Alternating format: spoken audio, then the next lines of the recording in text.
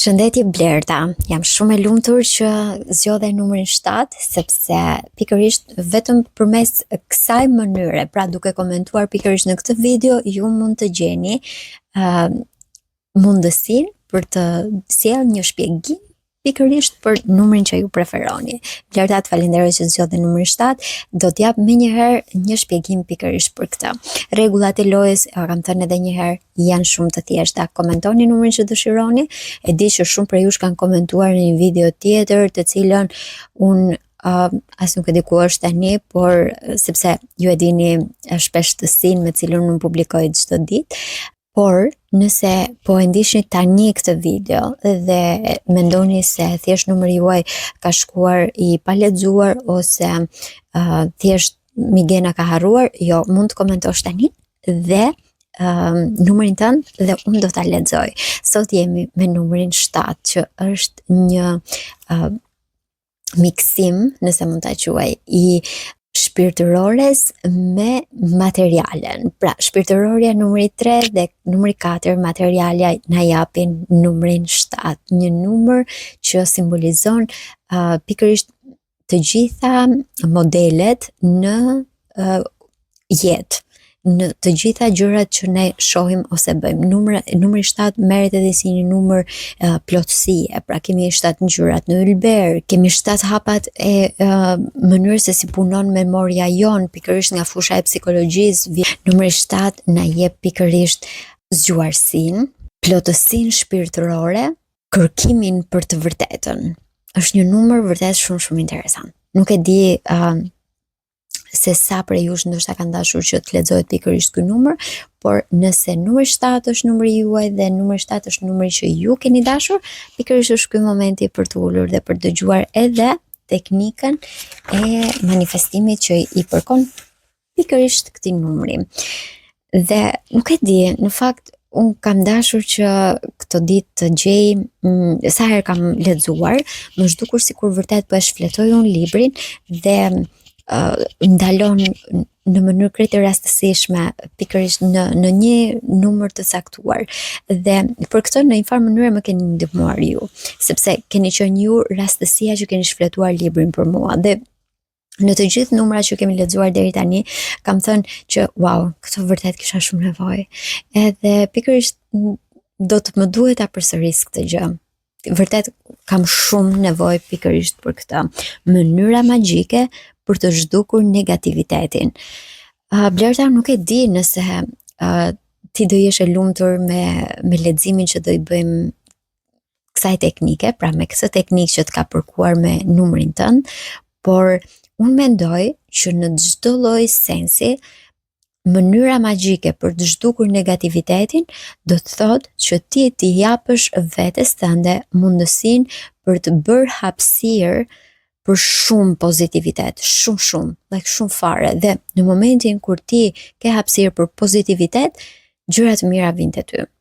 E ke parasysh sa herë ne pastrojmë dollapin, hedhim gjëra që nuk i duam më dhe çdo gjë tjetër, vetëm e bëjmë këtë në mënyrë që në një farë mënyre t'ja justifikojmë vetes në momentin kur ne do blejmë rroba të tjera.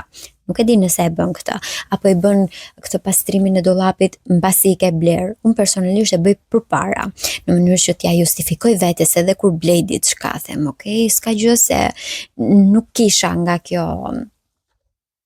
produkti që po blej tani.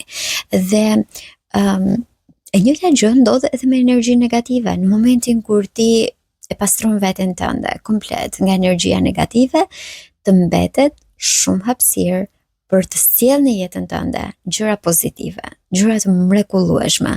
Prandaj më ndiq në këtë lexim që do të bëj, sepse jam e sigurt që edhe nëse ndoshta nuk ka qenë diçka që mund të kishe kërkuar në mënyrë specifike për diçka tënden, nuk e di, në një situatë që ti mund të kesh që zakonisht i sjell njerëzit për të kërkuar pak më shumë se sa është në dorë të Zotit, pra njerëzit përpiqen që të kërkojnë atë, duhet i vendos unë drejtimin kësaj gjëje.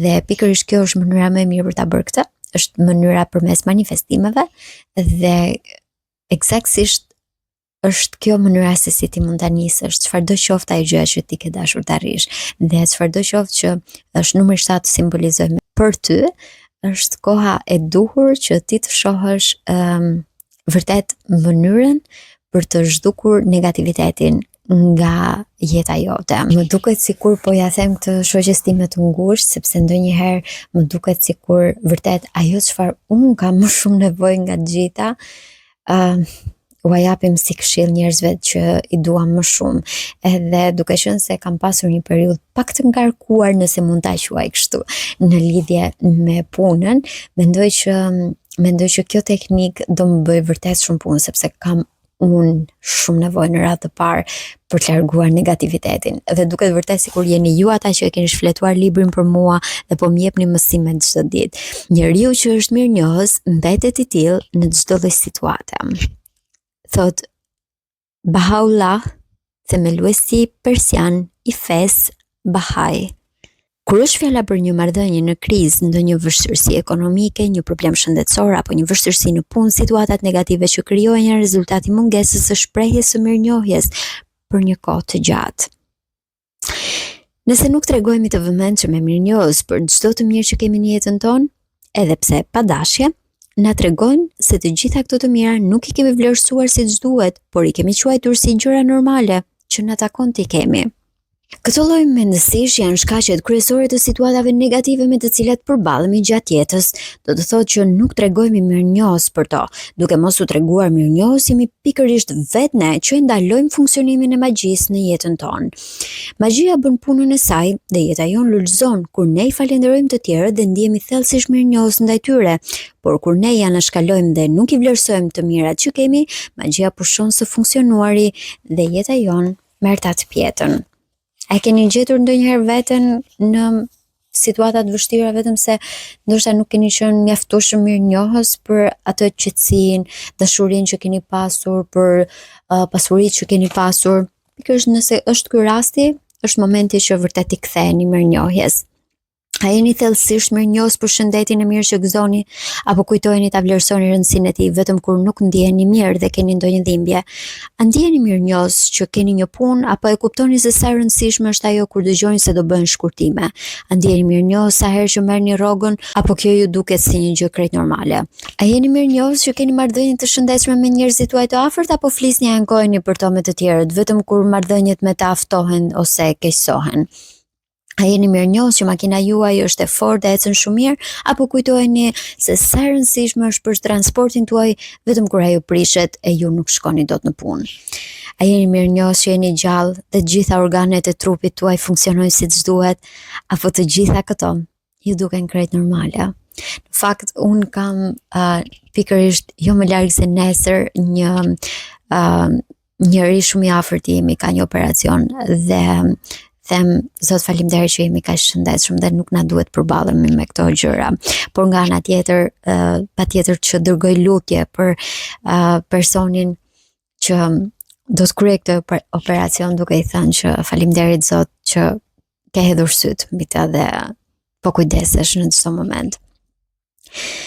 Kur nuk e vlerëson rëndësinë e të gjitha këtyre që u përmendëm më lart, juve ju mbulojnë mendime pesimiste dhe filloni të ankoheni ose me mendje ose edhe me zë. Sipas ligjit të tërheqjes universale, kur ankoheni ju tërhiqni drejt vetes edhe më shumë gjëra negative e përpasoj do të ankoheni edhe më shumë. Sa herë që ankoheni për motin e keq, për trafikun, për përgjegjësin tuaj, për bashortin ose antarët e tjerë të familjes, për ndonjë mik apo edhe për ndonjë të panjohur, për faktin se duhet të rrini në radhë edhe të prisni për ndonjë faturë të lartë, për ekonominë, çmimin e një artikulli apo shërbimin e një kompanie, ju nuk bëni gjë tjetër veç se tregoheni mos mirënjohës. Me çdo ankesë që bëni, shtyni edhe më larg ditën e realizimit të dëshirave tuaja. Tashmë besoj keni kuptuar që ankesat, mendimat negative, shprehja e pakënaqësive, mosvlerësimi të mirave që keni bëhet pengesë që të mirat e dëshiruara të bëhen realitet në jetën tuaj. Duhet ta keni kuptuar edhe që kur diçka shkon keq, ju edhe pse pa qëllim, nuk jeni treguar mirënjohës aq sa duhet. Kur tregoni mirënjohës për të mirat që keni, është e pamundur t'ju përfshini mendime negative, është e pamundur të kritikoni dhe t'u avini fajin të tjerëve, si dhe është e pamundur të ndjeni të trishtuar apo pesimist.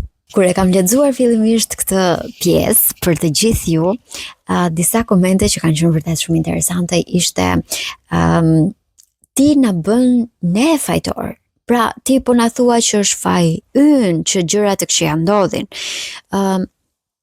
Në fakt, disa gjëra të këqija ndodhin edhe për shkak të energjisë së shumë njerëzve. Pra, nuk është tërësisht në dorën tënde, por ti mundesh të ndikosh pjesën tënde. Pra, energjia që ti ke do të afroj me njerëzit që do të tërheqin vetëm gjëra të mira. Nëse energjia jote është e mirë, do të afrohesh me shumë njerëz që tërheqin gjëra të mira.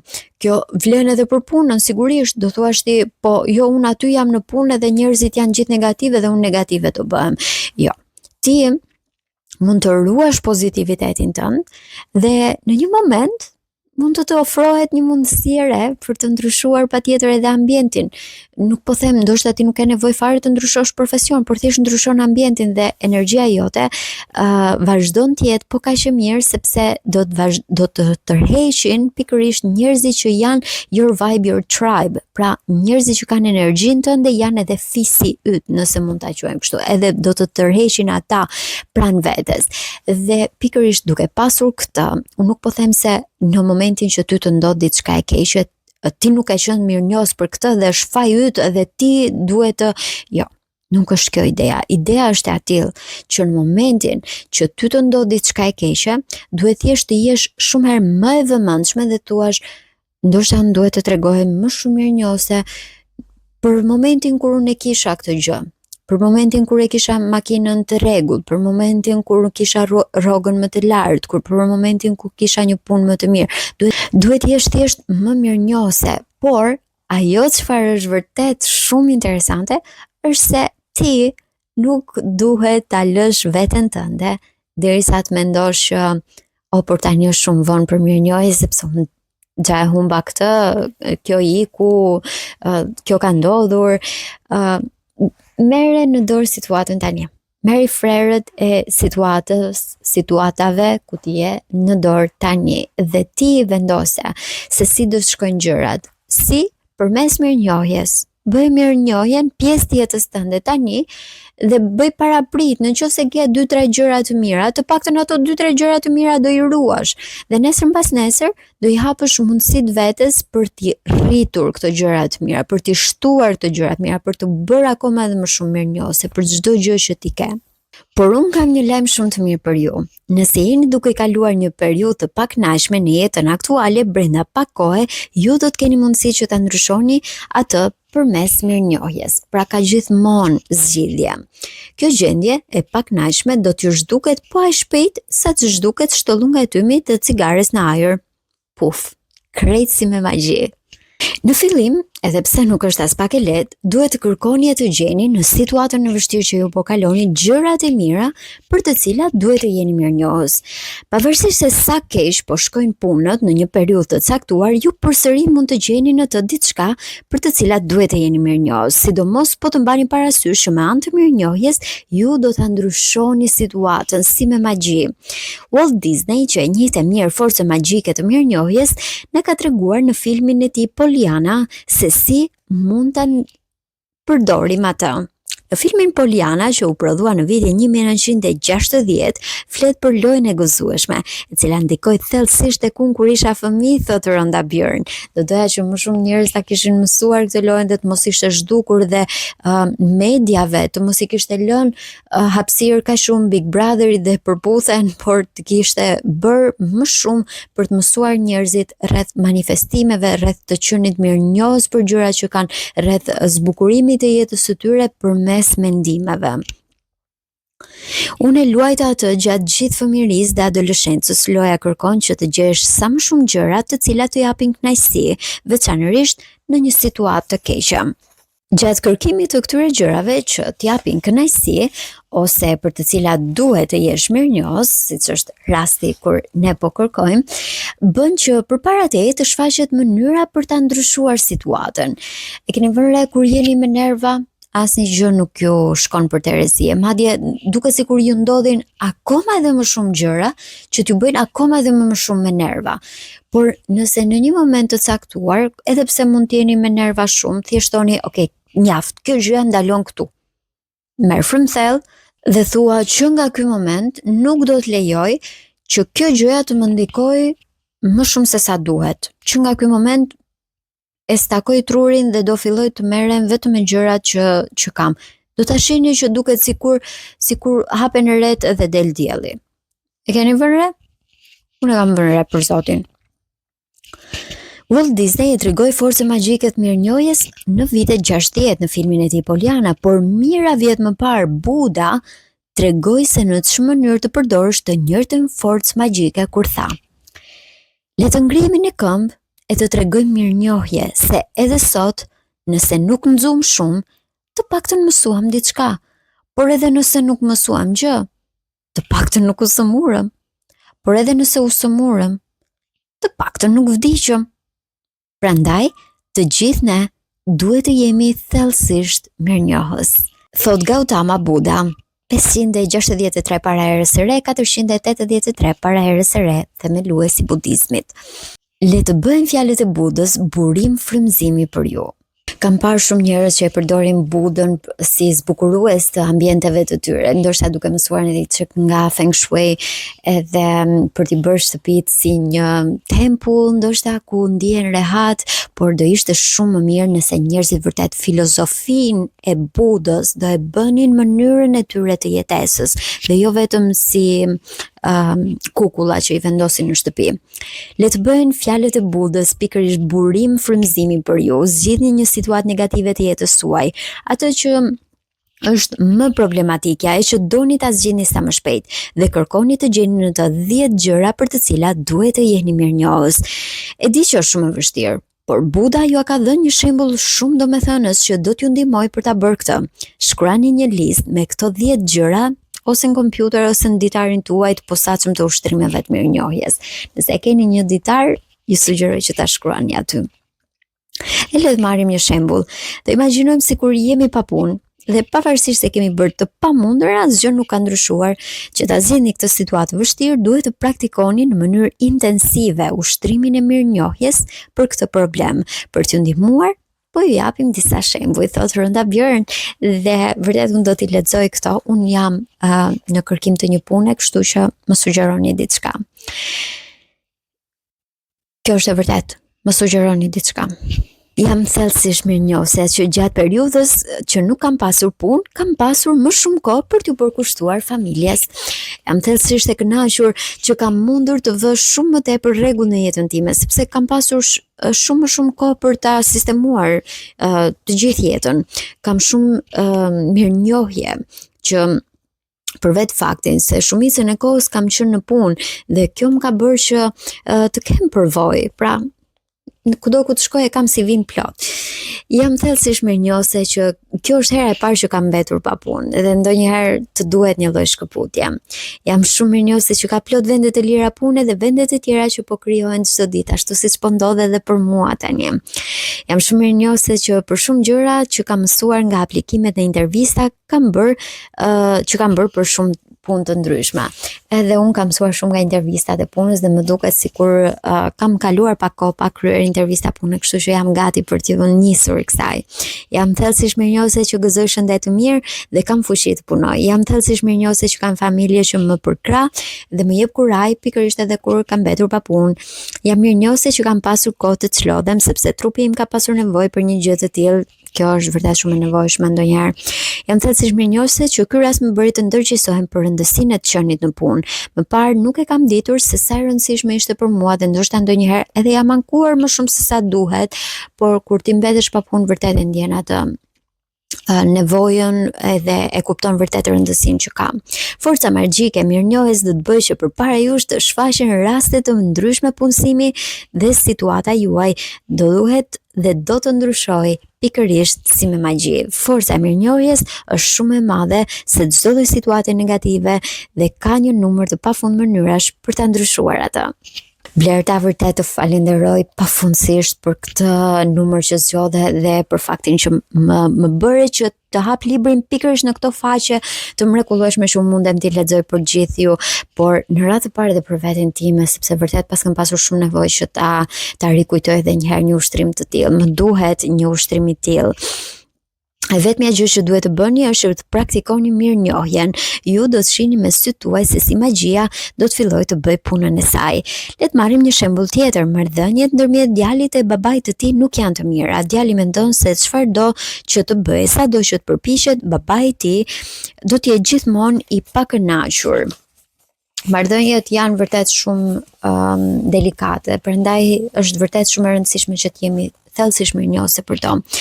Mund të jenë gjërat e mira ku ai duhet të përqendrohet e për cilat duhet të jetë mirënjohës, pikërisht çelësi për të rregulluar këtë marrëdhënie. Dhe djali shkruan në këtë rast dhe thotë: jam thellësisht mirënjohës që marrëdhëniet me shumicën e njerëzve të mi janë vërtet shumë të mira. Jam mirënjohës Timati që ka punuar kaq shumë në mënyrë që unë të merrja shkollimin që ai nuk pati kur mundësi ta kishte. Jam mirënjohës Timati që ka qenë mbështetja ime vetme ekonomike dhe e familjes për gjatë gjithë fëmijërisë sime, sepse atëherë unë nuk kisha as iden më të vogël se sa shumë para duheshin për këtë e se sa shumë i është dashur atij të punoj. Jam mirënjohës Timati që kur isha fëmijë më merrte me vete çdo të shtunë në ndeshjet e basketbollit. Jam mirënjohës Timati që tani nuk është me mua aq i ashpër sa ishte më parë. Jam mirënjohës Timati që kujdeset dhe shqetësohet për mua sepse ai nuk do të ishte kaq kërkues po të mos e vriste mendjen për mua. Jam mirënjohës Timati sepse në shembullin e tij mësova ti dua e të kuptoj më mirë fëmijët e mi. Jam vërtet mirënjohës babait tim që më tregoi se sa i rëndësishëm është inkurajimi pozitiv që fëmijët të rriten të lumtur e të besojnë tek forcat e tyre. Jam vërtet mirënjohës që ne të dy bëjmë humor e qeshim me njëri tjetrin sepse ka njerëz të cilët nuk e kanë bërë dot një gjë të tillë, sepse janë rritur pa baba, kurse disa të tjerë e kanë humbur baban e tyre dhe nuk do të kenë kurrë mundësi që të përjetojnë çaste të tilla. Ndonjëherë duhet vërtet të jesh thellësisht mirënjohëse për gjëra që ti mund t'i marrësh krejtësisht të garantuara. Jam vërtet shumë me fat që e kam baban tim, sepse her pas here ne kemi kaluar çaste të bukura me njëri tjetrin dhe në të ardhmen do të ketë edhe më shumë të tilla mes nesh. Si rezultat i ndjenjave të sinqerta të mirënjohjes ndaj babait të tij, forca magjike e mirënjohjes do ta ndryshojë ta përmirësojë shumë më tepër marrëdhënien ndërmjet tyre. Dhe kjo vlen për çdo lloj marrëdhënie, jo vetëm siç është rasti i djalit me babain, mund të jetë i vajzës me nënën, mund të jetë i vajzës me motrën, me vllajën dhe nuk e di.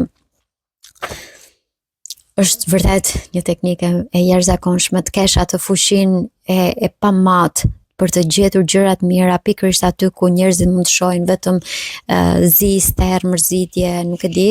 Është vërtet një fuqi e jashtëzakonshme që ta jep vetëm mirënjohja. Në këtë rast djali e ndryshoi këndvështrimin dhe ndjenjat e tij ndaj të atit, gjë që do të ndryshojë në mënyrë të menjëhershme edhe mendimet e të atit ndaj tij. Nëse do të flasim pak për fizikën kuantike, ju do të dini se si njerëzit komunikojnë përmes mendimeve të tyre. Është ende në fazë shumë të hershme dhe njerëzit ndoshta do t'ju duhet qindra vite për ta kuptuar këtë gjë, por ka njerëz që janë vërtet shumë të avancuar dhe kanë arritur ta kuptojnë këtë gjë. Dhe në momentin kur ti ke vetëm këto lloj mendimesh dhe ti thua jam mirënjohëse për babain, jam mirënjohëse për babain, jam mirënjohëse për nënën, për motrën, për vllajën, ata e dinë dhe detyrimisht do të ndryshojnë edhe ata mënyrën se si mendojnë për ju. Edhe nëse ti nuk e hap gojën për të thënë asgjë. Është gjëja më e mrekullueshme që do doja që njerëzit ta dinin shumë herë më shumë. Imagjinoni se sa shumë gjëra do të ndryshonin në jetë nëse ju vetëm përmes mendimeve tuaja do të arrini të përcjellni këto mesazhe njerëzve. Por në asnjë moment mesazhi nuk duhet të ndryshojë. Pra nëse ju tani thoni sa masaroj nervat dhe pastaj thoni jo, unë duhet jem mirënjohëse. Jam mirënjohëse. Kjo nuk funksionon, sepse ti edhe je acaruar nga nervat edhe je mirënjohëse, nuk mund të jesh të dyja. Duhet thjesht ta ndash mendjen dhe të jesh eksaktësisht gjithmonë njësoj në të njëjtin mendim. Është vetmja mënyrë se si ti mundesh ta përcjellësh mesazhin. Edhe pse djali në vetvete kishte qenë edhe më parë mirënjohës ndaj teatrit, mirënjohja e tij e shprehur në një nivel më të lartë energjie e rrezatimi elektromagnetik do të ketë një ndikim magjik në marrëdhënien e tij me të.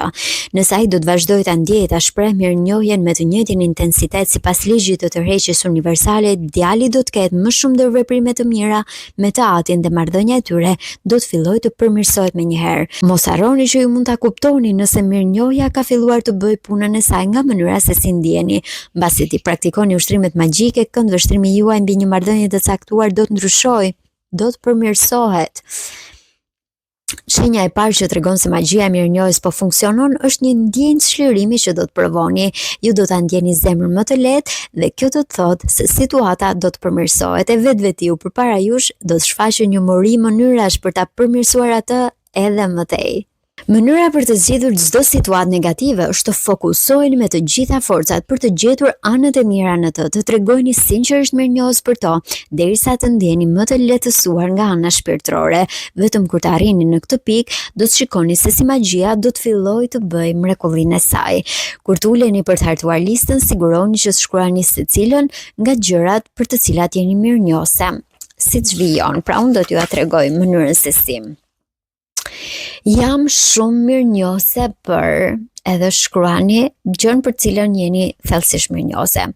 Ose mund të shkruani jam me gjithë shpirt mirënjohëse. Cila do të ishte mënyra më e thellë që mund ta ndjeni, domethënë në shpirtin tuaj, se jeni vërtet duke treguar mirënjohje.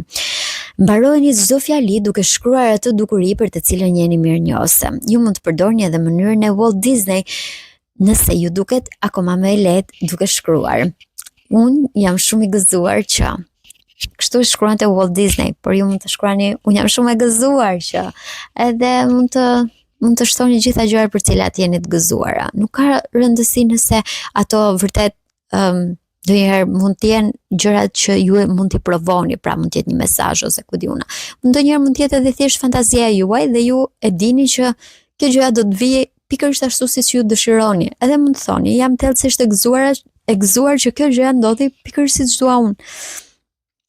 Pasi të keni hartuar listën me 10 gjëra për të cilat jeni mirënjohëse, përfundojini ushtrimin e daljes nga gjendja negative duke shkruar. Faleminderit që më dha mundësia për të gjetur një zgjidhje të përkryer për problemin tim. Dhe tani është momenti për t'ju dhënë një detyrë, duke qenë se sot është fundi i ditës, nesër, sigurisht ju që dëshironi vërtet ta ndryshoni ditën tuaj ose mënyrën tuaj të jetesës, ose që nga momenti kur ju do shihni këtë video, mund të filloni që nga ai moment plotësoni një 24 orësh pa bërë asnjë koment negativ ose dhe pa u ankuar. Mjafton që as mos ankoheni edhe as mos bëni komente negative, po jam e sigurt që në momentin që do e kaloni pa u ankuar edhe komentet negative do t'ikin. Nuk do t'jetë e lehtë, por ja vlen që të përpiqeni për të parë se sa do realizoni një gjë të tillë. Vetëm duke bërë këtë, do të arrini të kuptoni se sa shpesh shprehni negativisht edhe brenda një dite të vetme. Shumica e njerëzve nuk e kanë as idenë më të vogël se sa shpesh është kjo dukuri, por ju do të ndërgjegjësoheni e do ta kuptoni kur t'i kushtoni vëmendje fjalëve që nxirrni nga goja gjatë ditës. Mos harroni që negativiteti dhe ankesa tërheqin dhe sjellin drejt jush edhe më shumë të tilla, por nëse bëni kujdes në këtë drejtim dhe para se të hapni gojën do të mendoni për pasojat e ankesave tuaja, atëherë do të jeni në gjendje që t'i parandaloni ato. Unë vërtet e kam vërë këtë për 24 orë, jam përpjekur që të mos ankohem edhe të mos them asgjë negative. Dhe më besoni, ishte një sfidë më vete, sepse në ato periudhë ishim duke kaluar një kohë shumë të vështirë, të gjithë si kolegë pune. Edhe kishte shumë punë, sapo kishte nisur sezoni, edhe vërtet ishte një ndër periudhat më stresuese dhe më të ngarkuara. Edhe të rrije pa u ankuar në ato ditë ishte vërtet sfidë. Edhe unë pikërisht kam bërë këtë dhe vetëm në ato moment, më kujtohet si tani, vetëm në ato moment e kam vënë re se sa fjalë negative dhe se sa herë unë ankohesha gjatë ditës pa e vënë re. U përpoqja të ndryshoja mënyrën se si shprehesha, fillova të ndaloja dhe thoja, prit pak, nuk duhet ta them këtë gjën. ose fillova të heshtja më shumë, nuk po flisja më. Apo, ja se si mund të shmangni këtë. Sa po të kuptoni që po hapni gojën për të shprehur pak kënaqësi për dikë apo për diçka, ndaloni më njëherë dhe thoni: por më duhet të them që jam vërtet mirënjohëse për.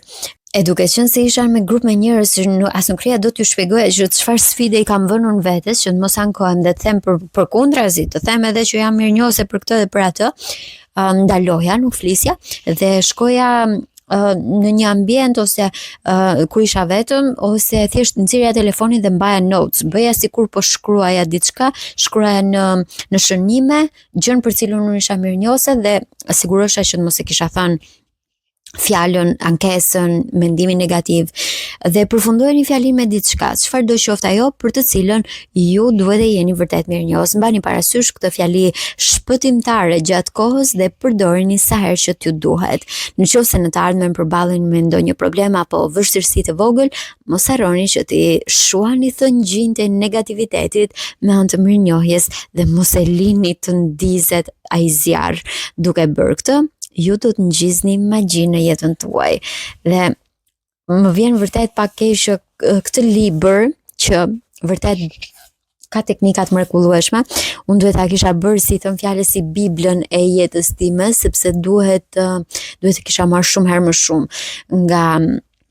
nga ky libër dhe ti implementoja tërësisht në jetën time, në mënyrë që vërtet në asnjë moment të mos ankohesha, në asnjë moment të mos shpreha mendime negative, por tisha gjithkohës shumë e vëmendshme për gjitha fjalët. Është ndonjëherë më të duket pak e pamundur, por jam thellësisht mirënjohëse që kam mundësinë të kthehem disa herë të njëjtit libër dhe së bashku me ju të zbulojmë teknikat mrekullueshme dhe të përpiqemi të implementojmë ato në jetën tonë për ta bërë jetën tonë shumë herë më të lehtë. Unë mund të them, sepse vërtet këtu ka 28 teknika, dhe këto 28 teknika unë i kam bërë për plot një muaj. Ka qenë një lloj manifestimi intensiv që unë i bëra vetes time dhe më besoni, vetja ime më ka falenderuar. Vetja ime nga dita 28 më ka falenderuar për atë maraton që unë bëra me manifestime, sepse jeta ime mori një ndryshim pozitiv rrënjësor. Mund ta them këtë me bindje të thellë. Mori një ndryshim rrënjësor, pozitiv, dhe jam thellësisht mirënjohëse që kam pasur mundësinë ta bëj dhe mendoj se do t'i kthehem edhe një herë që të filloj t'i rikthej të gjitha. T'i rikthej të gjitha dhe t'i bëj pjesë të jetës time dhe t'i bëj çdo ditë në mënyrë që të paktën deri vitin tjetër, kjo të jetë mënyra se si unë jetoj. Faleminderit Blerta që zgjodhe numrin 7, faleminderit Blerta që më solle në këto shtigje, sepse ky premtim që bëra është vërtet i madh, edhe jam thellësisht mirënjohëse që kam mundësi ta ndaj këtë premtim me ty, dhe jam thellësisht mirënjohëse që mundem që të kthehem kaq shpesh këtij libri dhe pse jo ta përvetsoj, ta kem pjesë jetës time në mënyrë që gjithë jeta ime të jetë plot me lehtësira nga më të ndryshme, gjëra të cilat njerëzit mund t'i mendojnë si fundi i botës. Ky libër t'jep mundësinë që ti ta shohësh me një kënd vështrim tjetër, me një perspektivë tjetër dhe ti të mundesh të gjesh mrekullinë pikërisht edhe aty ku mendon se nuk ka. Të falenderoj shumë për numrin që zgjodhe dhe shpresoj të të pëlqej. Mua më bëre të mendoj, mua më ke futur në mendime shumë të thella me këtë numër. Të faleminderit shumë dhe faleminderit që ndoqe. Do të shihemi sërish në videon e radhës, komentoni numrin që dëshironi dhe do mundem ta sjell sërish të lexuar pikërisht nga unë për ty, numri i radhës që do komentosh. Të falenderoj dhe do të shihemi sërish. Mirupafshim.